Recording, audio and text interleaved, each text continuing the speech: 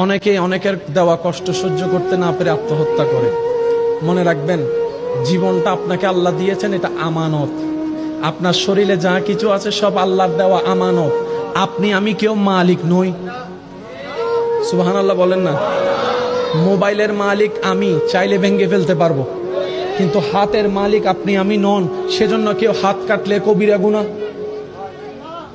শরীরকে আঘাত দিলে কবিরা গুনাহ। রব বলে যেগুলো আমি তোমাকে ব্যবহার করতে দিয়েছি, তুমি মালিক তো হও নাই, সুতরাং তোমাকে দেওয়া জানটা আমি রবের দান, সেটাকে আত্মহত্যা করার অধিকার কারো নেই। সবচেয়ে চমৎকার বিষয় কি জানেন?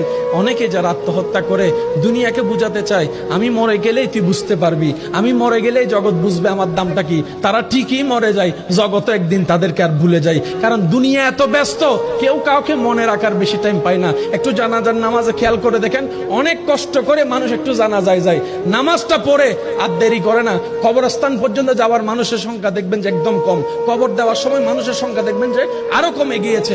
মানুষের ব্যস্ততা এমন, আজকে যেরকম আপনার আমার অন্য কারোর জন্য টাইম নাই, একদিন ওদের হবে আমাদের জন্য কারো টাইম থাকবে না। সেজন্য মনে রাখবেন, পৃথিবীর যতই আপন হোক, যতই কাছের হোক, যতই রক্তের হোক, যতই ভালোবাসার হোক, কেউ কারো আপন না, কেউ কারো আপন না। দিন শেষে বাস্তবতা মেনে নেওয়াটাই বুদ্ধিমানের কাজ। কথা বলেন ঠিক কিনা?